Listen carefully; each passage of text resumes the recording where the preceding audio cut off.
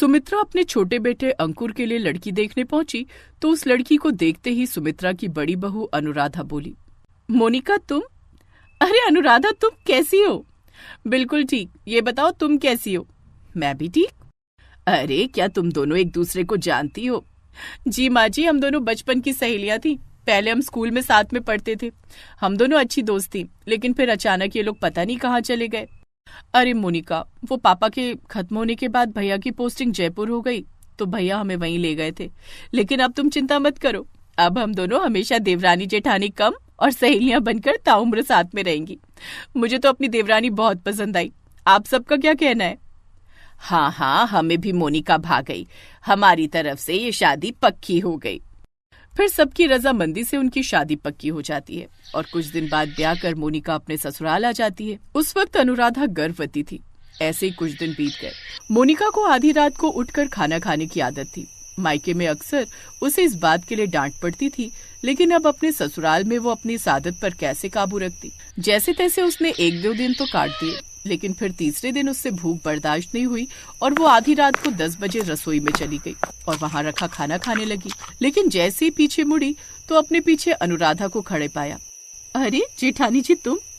हाँ मोनिका, मुझे ना बहुत भूख लगी है। मैं गर्भवती हूँ ना, लेकिन तुम्हारी ये रात में खाने की आदत नहीं गई? हाँ, ये आदत अभी तक नहीं गई। माँ ने कहा था कि ये गंदी आदत है, इसे छोड़ दे, नहीं तो ससुराल में सब तुझे भुक्खड़ समझेंगे। लेकिन मेरी आदत नहीं गई। अरे अब तो मुझे भी रात में खाने की आदत सी लग गई है मोनिका। अब तो हम दोनों आधी रात में खाना खाने वाली बहुएं बन गई हैं। चलो अच्छा है, पहले मैं अकेली थी, लेकिन अब तो तुम भी मेरा साथ देने आई गई। बिल्कुल सही कहा, लो आप भी खाओ।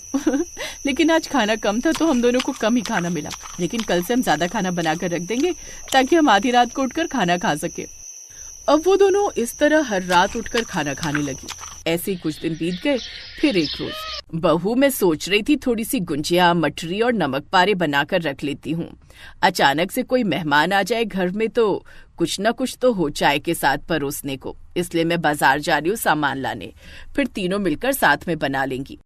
ये कहकर सुमित्रा बाजार चली गई और सामान ले आई। फिर उन तीनों ने मटरी, गुजिया और नमक पारे बनाकर डब्बों में भरकर रख लिए। हाँ अब ठीक है, अब जब भी कोई आए तो निकाल कर दे देना। उस रात उन दोनों देवरानी जेठानी को बिल्कुल भी नींद ही नहीं आई। वो तो बस आधी रात का इंतजार करने लगी। फिर जैसे ही आधी रात हुई, मोनिका रसोई में गई तो उसने देखा अनुराधा पहले से ही मजे से गुजिया, मटरी और नमक पारे खा रही थी। अरे वाह, आज तो आप पहले ही शुरू हो गई। इतनी सारी टेस्टी चीजें देखकर तो मुझसे खुद पर कंट्रोल ही नहीं हो रहा था। मोनिका चल, आ जाओ तुम भी खाओ। कुछ ही देर में उन्होंने काफी कुछ खा लिया। अगले दिन भी उन्होंने फिर से वो सब खाया, जिससे वो डब्बा काफी हद तक कम हो गया। फिर कुछ दिन बाद उनके घर पर मेहमान आए। सुमित्रा ने सोचा कि दोनों बहुएं काम में व्यस्त हैं, इसलिए वो खुद ही नाश्ता लगा देती है। लेकिन जब उसने खाने के डिब्बे देखे तो हैरान रह गई। वो दोनों बहुओं को बुलाने लगी। बड़ी बहू, छोटी बहू, यहाँ आओ। क्या हुआ माँ जी? अरे जो कल हमने नाश्ता बनाकर रखा था वो सब आखिर कहाँ चला गया? अनजान बनते हुए वो दोनों कहने लगी। ये क्या हुआ माँ जी? सब कहाँ चला गया सब? मुझे तो लगता है घर में चूहे घुसाए या कहीं कोई चोर तो नहीं घुसा है जो ये सब खा गया हो। हाँ बहू, कुछ तो गड़बड़ है। अगर चूहे भी होते तो बंद डब्बे का ढक्कन कैसे खोल लेते। अब सुमित्रा परेशान रहने लगी, लेकिन अब वो खाने पीने की हर चीज पर नजर रखने लगी। वो फ्रिज में क्या है और कितना रखा है, इन सब पर ध्यान देने लगी। लेकिन रात को जो भी फ्रिज में रखा हुआ खाना होता वो अगली सुबह उसे फ्रिज में नहीं मिलता। बहू, मेरी समझ में तो कुछ नहीं आ रहा। फ्रिज में रखा खाना आखिर गया कहाँ? माँ जी, मुझे तो लगता है अपने घर में जरूर कोई बुरी आत्मा है, यानी कोई भूत, जो रात को ये सब खाना खा जाती है। क्या भूत? अब तो सुमित्रा की कभी हिम्मत ही नहीं हुई कि वो रात को अपने बिस्तर से भी उठ पाए। वो तो बस अपने बिस्तर में ही दुबकी रहती और वहां तो देवरानी जेठानी बड़े मजे से खाना खाती। फिर एक दिन सुमित्रा ने अपनी सहेली कौशल्या को इस बारे में बताया। कौशल्या ने उसे एक रास्ता बताया। तू एक काम कर सुमित्रा, तू बिना किसी को बताए भांग के पकौड़े बनाकर तैयार कर ले। जब कोई भांग के पकौड़े खाएगा तो वहीं झूमने लग जाएगा और असलियत सामने आ जाएगी। बिल्कुल ठीक कहा तुमने, आखिर मैं भी तो देखूं कैसे होते हैं ये भूत। अब सुमित्रा ने ऐसा ही किया। उसने भांग के पकौड़े बनाकर रसोई में रख दिए। फिर आधी रात को जब दोनों देवरानी जेठानी रसोई में गई तो जेठानी बोली, मुझे तो पकौड़ों की बहुत अच्छी खुशबू आ रही है, लेकिन ये महक आ कहां से रही है? ये शानदार खुशबू शायद उस तरफ से आ रही है। उन्होंने बाउल में से ढक्कन हटाया तो उसमें पकौड़े रखे हुए थे। अरे, ये किसने बनाए? हो सकता है माँ जी ने बनाए हो सुबह के नाश्ते के लिए। चल जल्दी से खा लेते हैं, और माँ जी सुबह सोचेंगी कि ये पकौड़े भी वो भूत ही खा गया होगा। अब दोनों ने पकौड़े निकाले और मजे से खाने लगी। कुछ देर के बाद ही उन पर भांग का नशा होने लगा और वो दोनों जोर जोर से ताली बजाकर हंसने लगी और नाचती। तेरे जैसा यार कहाँ, कहाँ ऐसा याराना, याद करेगी दुनिया, तेरा मेरा अफसाना। उनकी आवाज सुनकर घर के सभी लोग वहां आ गए। तुम दोनों, इसका मतलब आधी रात में सब खाना तुम दोनों ही खा जाती हो? खाते हैं तो खाते हैं और फिर सो जाते हैं। बोलो, तुम्हें इससे क्या? हाँ, हम दोनों देवरानी जेठानी आधी रात को खाना खाते हैं, और सासू माँ हम तुम्हें भूत के नाम से डराते हैं। आया ना मजा? अरे बंद करो ये तमाशा और कमरे में चलो, मैं तुम्हें बताता हूँ। बेटा, वो अभी भांग के नशे में है, उन्हें कुछ भी मत कहो। अगर मुझे पहले पता होता ये काम इन दोनों का है तो मैं ये भांग के पकौड़े कभी नहीं बनाती। और बड़ी बहू वो तो गर्भवती है, कहीं कोई ऊंच नीच हो गई तो। कुछ नहीं होगा माँ, अभी हम इन्हें अपने कमरे में ले जाते हैं, थोड़ा आराम करेंगे तो ठीक हो जाएंगी। अब रात को वो दोनों कमरे में सो गई। अगली सुबह उनके पतियों ने उन्हें सारा किस्सा सुनाया। वो दोनों जल्दी से अपनी सास के कमरे में गई। हमें माफ कर दीजिए माँ जी, हमें रात में भूख लगती है तो इसमें हमारी क्या गलती?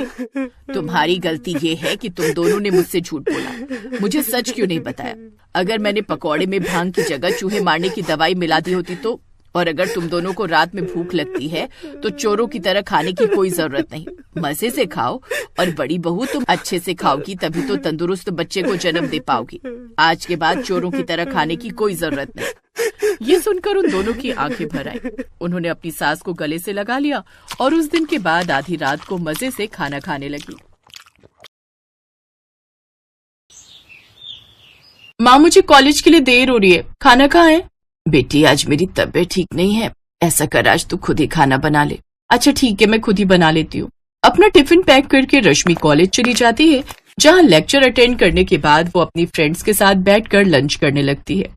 लंच में रश्मि मैगी लेकर गई थी, जिसे देख उसकी फ्रेंड्स उसका मजाक उड़ाते हुए हंसने लगती है और उससे कहती है, अरे ये क्या रश्मि, हम कोई स्कूल गोइंग गर्ल नहीं है जो तुम टिफिन में मैगी लेकर आई हो। वैसे आंटी तो तुझे अच्छा अच्छा खाना बनाकर देती है हमेशा, तो फिर आज उन्होंने टिफिन में मैगी? अरे यार, माँ की तबीयत थोड़ी ढीली थी इसलिए वो आराम कर रही थी, और जल्दी में जो मुझसे बन पाया वो मैं ले आई। अच्छा चल कोई नहीं, तू हमारे साथ लंच कर ले। अरे वाह, ये तो सही हो गया, अब तुम दोनों का टिफिन शेयर करके तो मुझे एक टाइम पर 3 तरह का खाना खाने को मिल गया। शाम को रश्मि घर आती है तो उसकी माँ आराम कर रही होती है। अरे रश्मि बेटी, मेरी तबीयत कुछ ठीक नहीं है, ऐसा कर आज तू ही खाना बना ले। अच्छा ठीक है माँ। रश्मि शाम को अपनी माँ के लिए खिचड़ी, खुद के लिए पुलाव और अपने पिताजी के लिए रोटी सब्जी बना देती है। फिर सभी साथ में मिलकर खाना खाते हैं। ऐसे ही कुछ दिन बीतते हैं और रश्मि अपनी ग्रेजुएशन पूरी कर लेती है। अब उसकी माँ उसके लिए रिश्ता देखने लगती है। कुछ ही समय में उसके लिए एक अच्छे घर का रिश्ता आता है। उसकी माँ उससे इस रिश्ते के बारे में बात करती है। रश्मि बेटी, तेरे लिए बहुत ही अच्छे घर का रिश्ता आया है। छोटा परिवार है, सिर्फ माँ और बेटा ही है। घर भी अच्छा बना हुआ है और लड़के का खुद का टूर एंड ट्रेवल्स का बिजनेस है। लेकिन माँ, अभी तो मेरी पढ़ाई खत्म हुई है, मुझे नौकरी करनी है और शादी हो गई तो मैं घर और बाहर दोनों एक साथ कैसे संभाल पाऊंगी? देख बेटा, आजकल मेरी तबीयत भी खराब रहती है और फिर अच्छे रिश्ते बार बार नहीं आते। लेकिन माँ, अब आप ही बताओ, इस उम्र में शादी कौन करता है? मेरी किसी सहेली की शादी नहीं हुई अभी तक। अरे जो तेरी उम्र है ना, इस उम्र में तो बच्चे हमारी गोद में खेलते थे, और जब सब कुछ ठीक है तो शादी में कोई बुराई नहीं है। और अगर लड़का ठीक नहीं लगा तो मैं शादी के लिए खुद ही मना कर दूंगी। तो बता, अब शादी की बात आगे बढ़ाऊं? अब कुछ और कहने लायक छोड़ा भी है तुमने, बढ़ाओ बात आगे। रश्मि की माँ आशा देवी लड़के वालों से बात आगे बढ़ाती है। रश्मि और गगन जब एक दूसरे से मिलते हैं तो दोनों एक दूसरे को पसंद आ जाते हैं और फिर सबकी रजामंदी से दोनों की शादी हो जाती है। फिर शादी करके वो अपने ससुराल आ जाती है। शादी के अगले दिन उसकी पहली रसोई की रस्म होती है। कुछ देर बाद वो खिचड़ी, हलवा और दाल चावल लाकर अपनी सास को देती है। अरे बहू, ये क्या, आज तो तेरी पहली रसोई है और तूने अपनी पहली रसोई में ये सब क्या बना डाला? और हलवा ही बनाना था ना, इतना सब क्यों बना डाला? माँ जी, अगर किसी का हलवा खाने का मन होगा तो वो हलवा खा लेगा, किसी का नमकीन खाने का मन होगा तो नमकीन, और किसी का दाल चावल खाने का मन होगा तो वो दाल चावल खा लेगा। अरे लेकिन कुल मिलाकर हमारे घर में लोग ही 3 हैं, तो फिर कौन क्या क्या खाएगा? हाँ वो तो है, लेकिन मैं नहीं चाहती कि कोई मुझे ताने मारे, इसलिए मैंने बना दिया।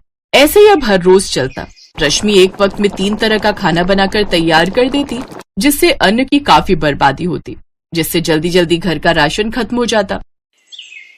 कमाल है, पहले तो मेरा राशन 2-2 महीने चलता था, लेकिन अब ये कुछ दिन में ही खत्म हो जाता है। विमला ने रश्मि की शादी के बाद रसोई की तरफ ध्यान देना ही छोड़ दिया था। अब रश्मि सारा रसोई का काम देखती थी, लेकिन अब वो जब भी खाना बनाती, एक टाइम में 3 तरह का खाना बनाती, जिसमें कभी इंडियन फूड के साथ साथ चाइनीज फूड और कभी साउथ इंडियन फूड भी होता।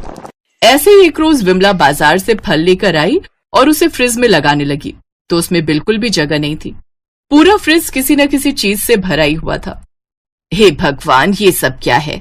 सारा फ्रिज किसी न किसी तरह के खाने से भरा हुआ है। हाँ माँ जी, वो ऊपर वाले पोर्शन में कल दिन की दाल मखनी, पुलाव और चाउमीन रखे हैं, और नीचे वाले में रात की आलू मटर की सब्जी, इडली सांभर और मक्के की रोटी और सरसों का साग रखा हुआ है। लेकिन कोई बात नहीं, आप चिंता मत कीजिए, मैं तो बस इसे फेंकने ही जा रही थी। तो तू अब इस खाने का क्या करेगी? कहीं से फेंक तो नहीं देगी? और नहीं तो क्या माँ जी, अब इतना सब बासी खाना घर में कोई और तो खाएगा नहीं। तभी तो तुझे कहती हूँ, बस एक टाइम पर एक तरह का खाना ही बनाया कर। इससे समय, मेहनत, गैस और सबसे जरूरी राशन बचता है। रश्मि अपनी सास की बात सुन तो लेती है, लेकिन मानती नहीं है। ऐसे ही कई दिन निकल जाते हैं। एक रोज कौशल्या की सास की सहेली उमा उसके घर आती है। रश्मि उसके सामने भी 3 तरह का खाना परोस देती है। अरे कौशल्या, आज तेरे घर में कोई दावत है क्या? नहीं तो फिर मेरे लिए तूने ये 3 तरह का खाना क्यों बनवाया है? सांभर डोसा, शाही पनीर और नान और आलू की सब्जी और पूरी, कोई ना कोई बात तो है। अरे कोई बात नहीं है, ये सब तो मेरी बहू तीनों टाइम बनाती है।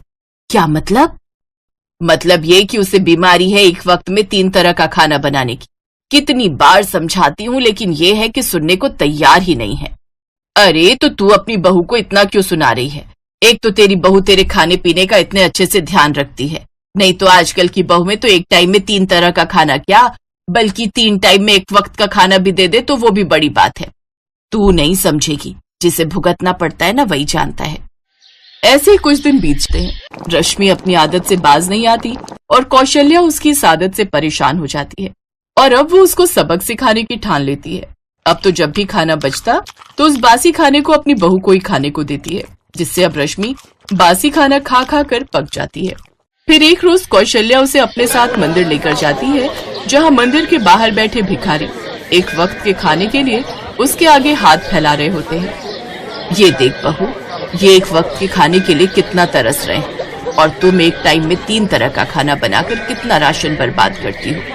अब रश्मि को अपनी गलती का एहसास हो जाता है, जिससे अब रश्मि एक टाइम में एक ही तरह का खाना बनाती है, और उसके इस रवैये से अब कौशल्या भी खुश रहती है।